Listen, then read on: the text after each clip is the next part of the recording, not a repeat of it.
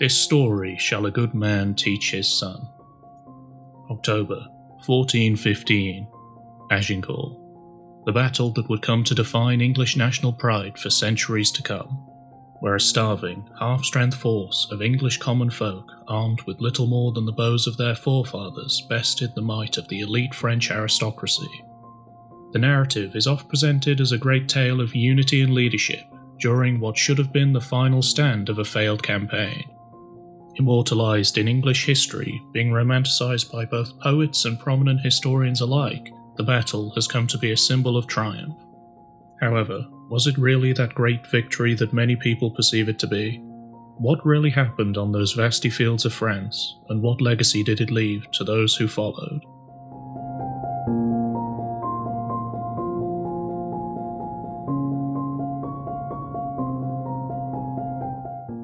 To get a better picture of Agincourt, we must go back to its roots, back to Edward III, King of England from 1327 to 1377.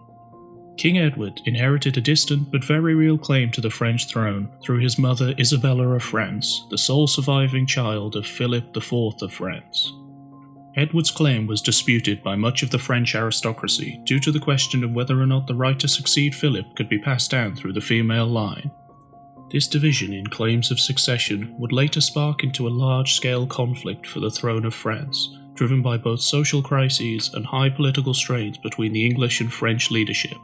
As the great-grandson of Edward, Henry V would inherit this claim to the French throne, at a time where English holdings in France had been pushed back substantially, making any English incursions both costly and unpopular. The pressure posed by this claim, both by his family legacy and his country, would push Henry into action. Though daunting and seemingly unachievable, the task of reaffirming this claim would prove to be the perfect opportunity for a young, recently crowned king to solidify his legitimacy and prove himself a capable leader. Despite being only 26 when he ascended to the throne, Henry was by no means inexperienced. He had developed his skills as a leader through both political and military positions throughout his father's reign. In 1400, at the age of only 13, the Prince of Wales at the time had gained valuable military experience fighting the famous Welsh rebel, Owain Glyndwr. His father appointed him with the task of securing Wales against the Welsh rebels, while the king went north to focus on an ongoing conflict with the Scottish. While Prince Henry's role in this conflict was likely only nominal, with the Earl of Northumberland being the true commander, though it still offered indispensable battlefield experience to the young prince. The conflict in Wales prepared him in the tactics and usage of longbows, an unorthodox guerrilla-like warfare that would later play heavily into the famous battle to later define his rule. During the later years of his father's reign, in 1406, Prince Henry took a prominent role as the head of a small council that ruled in his father's stead during a period of illness. This political appointment, and continued sitting of Parliament at the time known as the Long Parliament, gave Henry valuable opportunities to grow a following at court, even going so far as to stumble into disputes with his own father once his health had recovered. The strong impression that the young prince left at court also allowed him to develop a reputation for swift and just action, slowly developing a sense of order that would bleed into his own reign, giving him the much-needed support he required for the coming campaigns. Henry V is often perceived, despite this coloured youth, as a man who still felt he needed to prove himself to the world.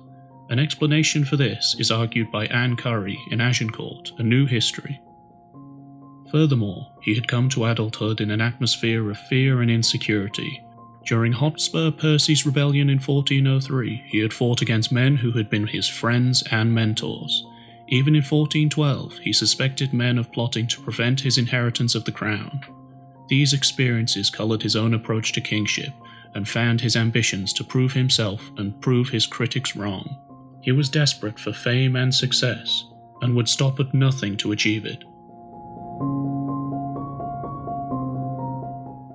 The years after Henry's ascension to the throne would prove to be the perfect opportunity for a renewal of the conflict in France.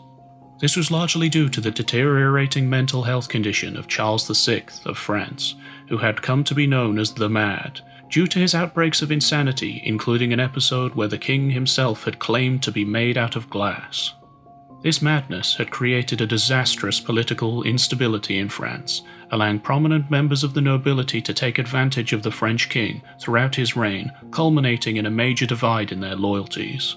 The growing conflict would break out into a civil war between the Armagnac and Burgundian factions, fighting for influence and power over the French court. This provided the ideal opportunity for King Henry, allowing him to pursue a neutral policy with the wounded and outcast Burgundian faction, cutting down the French numbers before his campaign had even begun. The drastic, factionalized nature of the French court had also left the king politically isolated, with little connections or alliances with other powers at the time, and many lords operating almost entirely independently to their monarch. In stark contrast to this, the English court at the time had been relatively centralized and unified around the new king.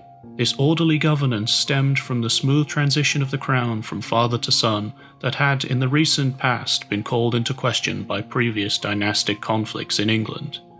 Coupled with Henry's personal skill and experience, the king was able to stabilize the realm through a softer approach in Wales, reducing the discontent through personally addressing accusations of oppression by the royal officials there.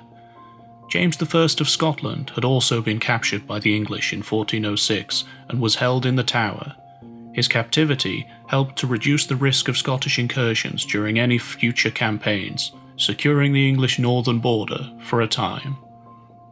The year before the invasion, Henry had also managed to negotiate a 10-year truce with the Duke of Brittany. Despite the Duke's allegiance to the French king, he and other lords had operated largely autonomously.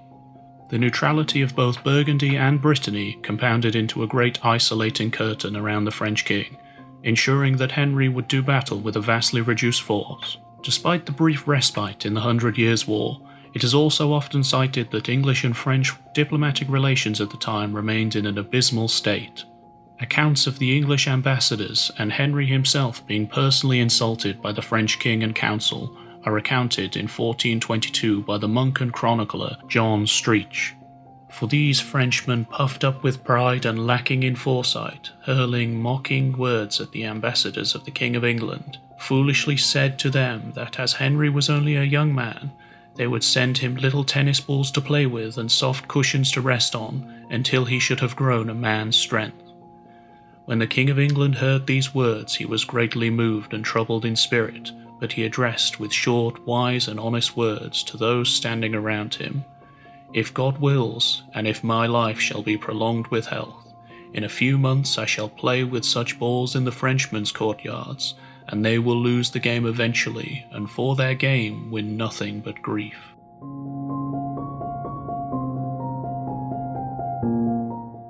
Estimates for the starting size of Henry's force are debated widely, though most reliable sources centre around 10,000 to 12,000 men, called up as retinues and vassals of Henry's allies.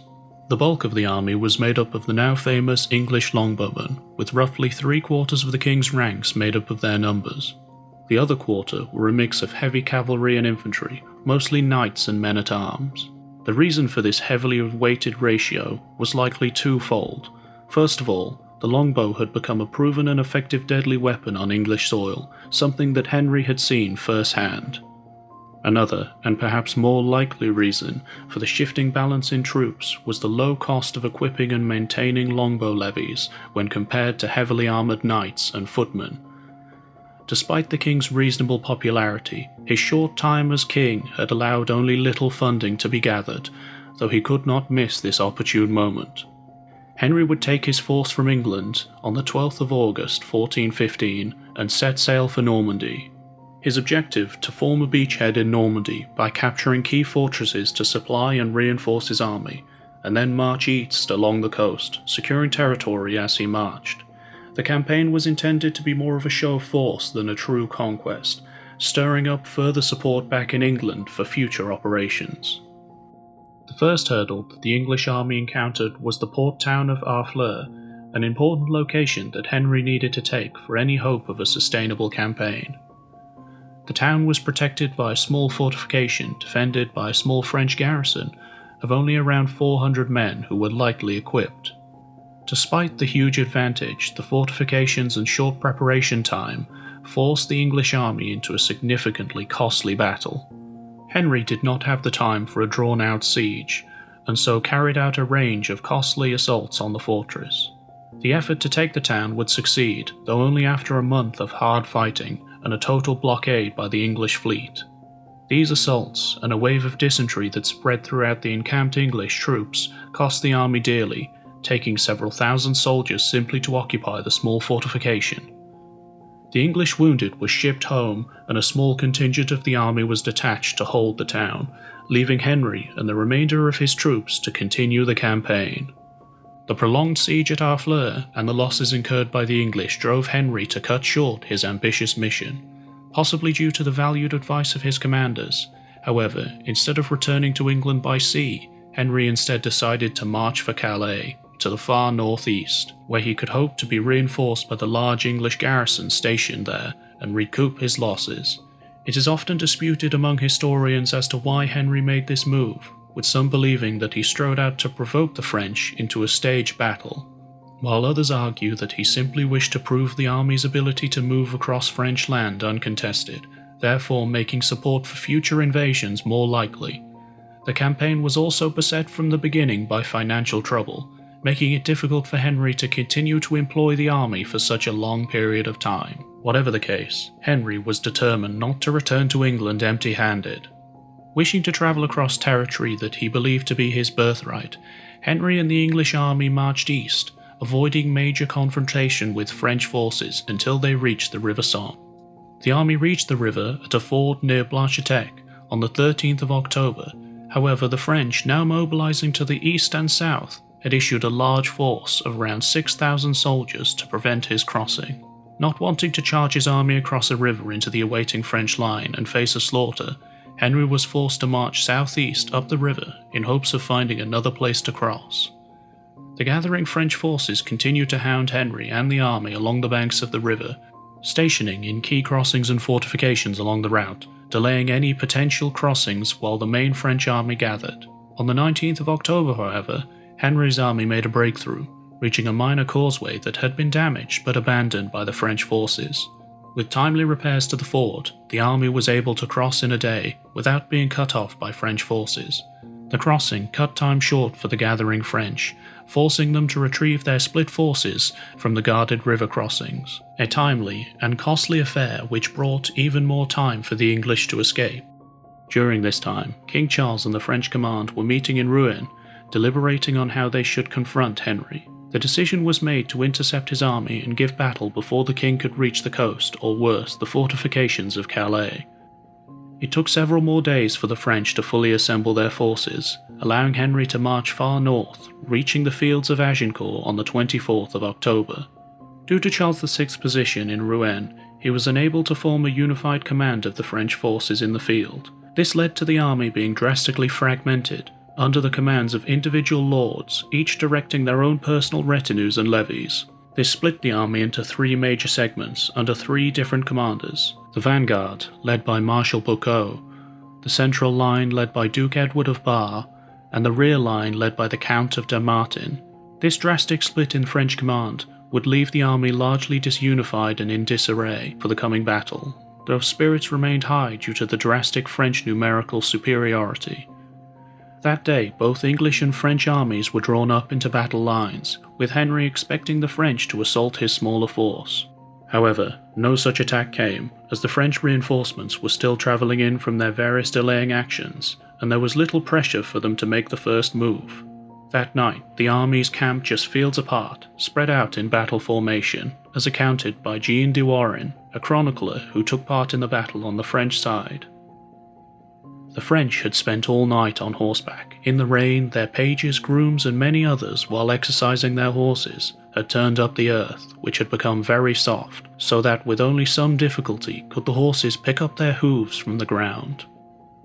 His account indicates that the French forces, particularly many of the heavily armoured knights, were prepared all night for the expected attack, not only making themselves and their mounts tired, but also stirring up the earth, a key factor that would play a critical role in the decisive battle that would come the following day.